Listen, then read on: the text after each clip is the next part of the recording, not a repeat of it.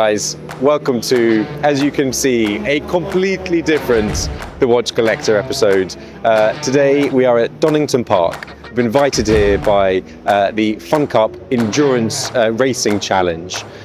It's an incredible event that happens every year, 10 races, and it's all about motorsport in its purest form.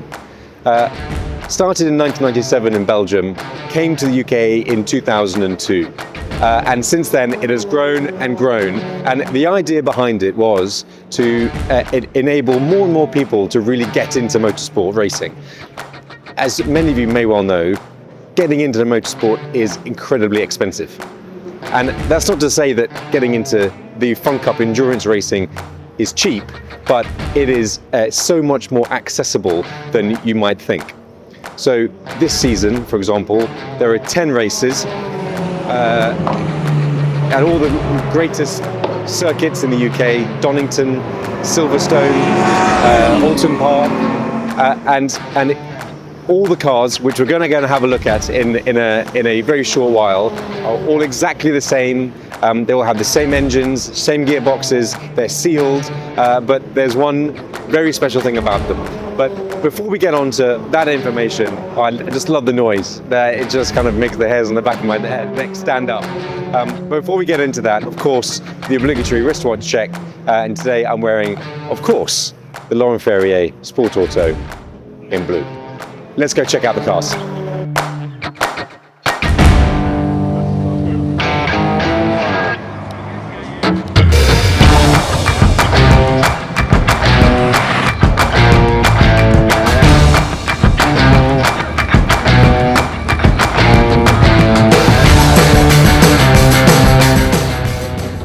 Of course, I couldn't resist. I had to bring a sports watch with me. Now, this is the Horage Supersede date in cenote white. Horage is one of my favourite brands of 2024. We held a fantastic event with them at the Lansdowne Club, where many of our collectors were able to meet them in person and get to see their watches. And as I said, spoiler alert, I really have a big affection for what they're doing. This is their cenote white. Cenote is a nod to the Mayan culture in relation to sinkholes, which to them represent both life and death. Life because they provided water to the Mayans, and death because they supposedly were also the gates to the underworld. So that super clean cenote white dial is really beautifully offset, not only by the 904L stainless steel, which is the highest grade stainless steel that is used in watches, super durable, really clean, also not that easy to work with, but really gives that high polished look. Offset with the really beautiful orange accents, both on the seconds and also the 12 and 24 hour subdial. Now, it's got one of those really satisfying snicks as you use the bezel on a 39.5mm diameter case, and the height is just 10.28mm. Now, Horage is one of the very few manufacturers that does everything in-house. So when they started, not only did they say, right, we're going to really challenge the sports market in terms of watches, what we're also going to do is we're going to challenge what's possible in terms of the development of our own movements. And in this piece, you've got the K2, which, as I've mentioned, is completely in-house. It took 4 years to design this movement. This one has got the tungsten micro rotor with a minimum power reserve of 72 hours. You can option platinum rotor if you would like. It is an additional cost, but all you do is pay for the additional cost of the material. Not because, even though the platinum is harder to work with than tungsten, they don't charge you for that. They literally just charge you for the difference in cost between the tungsten and the platinum. I think that's pretty amazing. As I mentioned, minimum 72-hour power reserve. This piece is 200 meter water resistant. It's very light. It's not cumbersome in any way. I think overall the design is extremely congruent. The way that the strap, the bracelet I should say, it's really quite buttery. Particularly at this kind of price point, it feels really nice. There's no jaggedness when you're running your fingers across the edge. It's very nicely put together. Overall, for this price point, what would you rather? This or a Rolex Submariner? Of course, if you can get one. I don't know. I'll let you be the judge of that. But as you can probably tell, I'm a massive fan of Horage. I love what they're looking to achieve. I love what they have achieved. And I just love the idea that they're doing everything in-house. There just aren't that many manufacturers out there that do that. And this is the perfect place to enjoy the kind of mechanical craftsmanship that goes into every one of their pieces.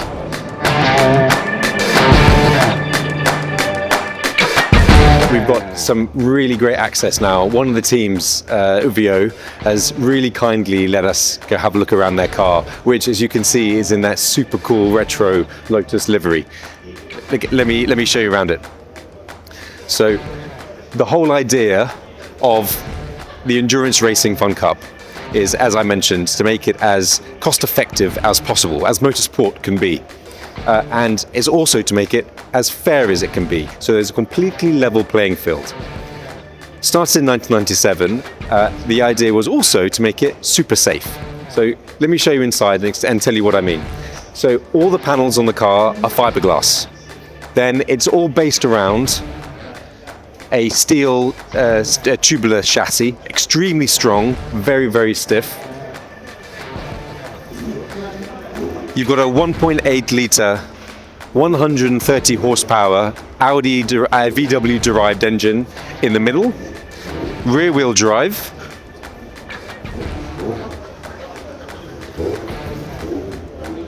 and 5-speed gearbox that you can either have with a stick, or as an optional extra you could have paddles.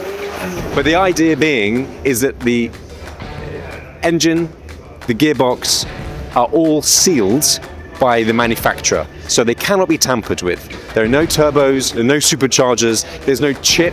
You cannot change the power output of the engine, you can't change the way that the gearbox operates, you can't speed up the gear shifts. There's nothing you can do, all with the idea of making sure this is a completely level playing field. Single-seater, come and have a look. Come and have a look at it. Proper racing, single-seater, you can see the tubular roll cage. The car itself only weighs 760 kilos. So you might think to yourself that 130 brake horsepower is nothing. But when a car this light, with no traction control, no ABS, no stability control, when that is going around the circuit, trust me, that is fast enough. On the long straights, okay, if you're in a supercar, then you might be able to catch up with it. But through the turns, you're going to really, really struggle. So what else can you adapt on this? Of course, you've got this massive rear wing to help with downforce at the back. And if you come around the front, so you've got a look at the size of that splitter right across the front of the car.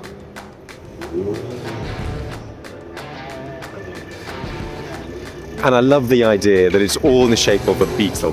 The idea of it being supposed to be fun. Now, I don't know what the drag coefficient of a beetle is. Suffice to say, it can't be that great. But the fact that you've got proper racing, 30-odd teams competing in every single race weekend, all because they love motorsport. Just amazing.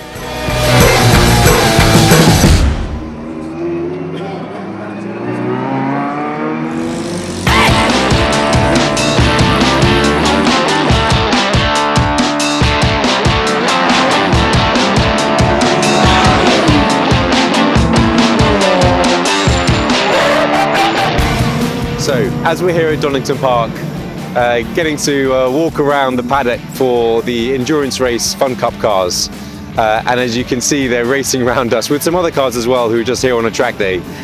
It would have been remiss of me, of course, to bring some watches, and I wanted to bring two, I think, very special watches in two very different price brackets.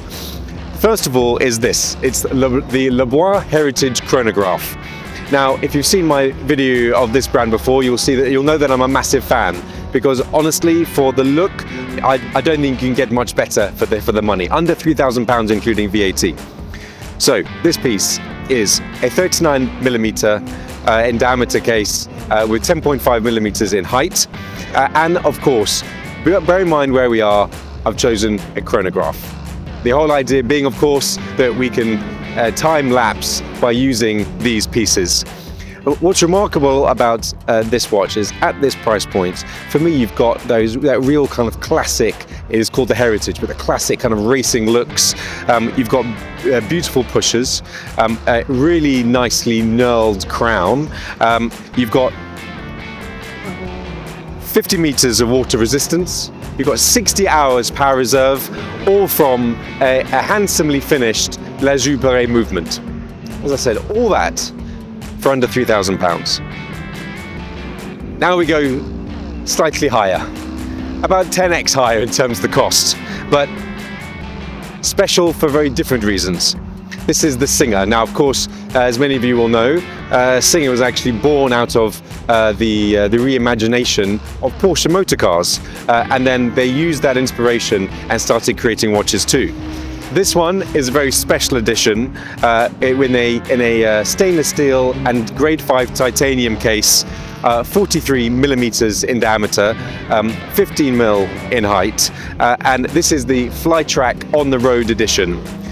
This also has 60 hours of power reserve, but has a rather special feature because this is a single monopusher with just the one hand that indicates the seconds that will keep going until you press it. You can stop it, hold it for as long as you want. If you need to time a particular event, you can wait and then let it go and it will start moving again.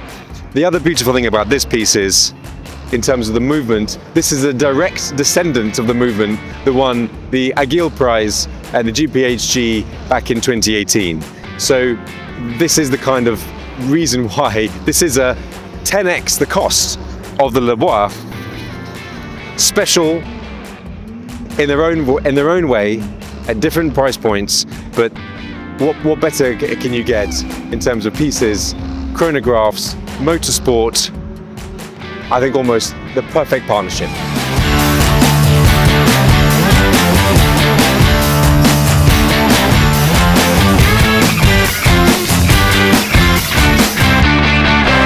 So as we've been given the amazing access we have, particularly to the pits, and that's one of the things that really stands out about the endurance racing. Now, in some races, for example, there's a minimum amount of time you have to pit for, 6 minutes, 5 minutes, whatever. Here, there is no minimum. It's also incredibly important to get your strategy right as part of your pit stopping in order to be able to really make a difference in the race, because, of course, as I've already mentioned, the cars are equal. So the races last between 3 to 6 hours, and they can be split, depending on the length of the race, into sessions of 30, 40, 50 or 60 minutes. And after each of those sessions, you have to pit. Now, that pit could literally be to change your driver. As I've mentioned, you can have 2 to 6 drivers within a team. Or it could be for a refuel.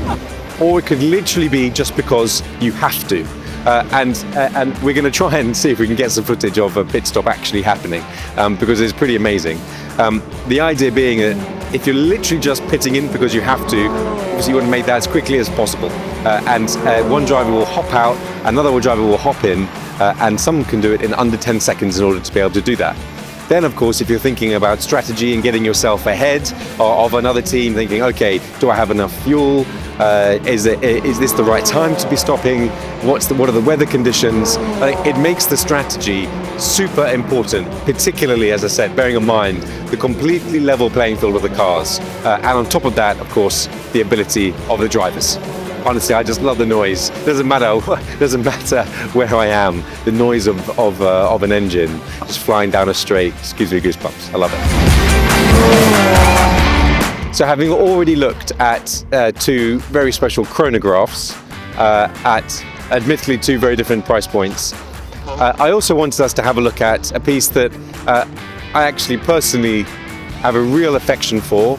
And I have affection not only for the piece but also for the brand. And having met the guys who actually created this just a few years ago, I think it's well worth revisiting, particularly because of the quality of finishing, quality of materials, quality of the movement, and again at the price point that it is at. And that is the Atelier Holgur, and specifically this one. This is the Frømand, which is limited to 100 pieces. It was their first ever piece. This is in full grade 5 titanium, You've got phenomenal finishing, you've got sandblasting, you've got polished facets, you've got a really cool crown guard. Again, you've got the sandblasting and the polished edges. You've got a really industrial but amazing to feel the touch crown, and the guard is just really pronounced. It's aggressive. You've got incredible loom on this piece. But for me, the pièce de résistance is actually not just the design of the head of the watch, but the fact that to have a piece like this at 300 meter water resistance with this kind of look, so the industrial, rugged, this looks like it could take a real beating look. You flip it over and there you have the really rather beautiful Schwarz-Etienne movement with full micro rotor, 86 hours of power reserve, finished as you would expect from Schwarz-Etienne, extremely high caliber, and all of this for under £10,000. Now, £10,000 is of course a lot of money on a watch, but when you're talking about all of those different credentials, the quality of the craftsmanship, using, in my opinion, one of the finest movements in this price bracket you can get from a manufacturer like Schwarz-Etienne, which in of themselves make fantastic watches. Couple that with the kind of rugged strap that you get with the leather on the inside and then fabric on the outside. This is almost, it feels like it's indestructible. It feels like it's just been made with love and with real high quality care. I'm a massive fan of the brand. As I said, the guys who started it are really, really lovely. We were lucky enough to have an event with them at the Home House Club in 2024. It was amazing to meet them, amazing to hear their journey, and to be able to understand the passion, what brought them about to making their watches in the first place, and to see them in the flesh is really quite something. So that's the Atelier Holgur Frømand. As I said, just one of 100 pieces from a micro brand that is doing great things and using all the right components.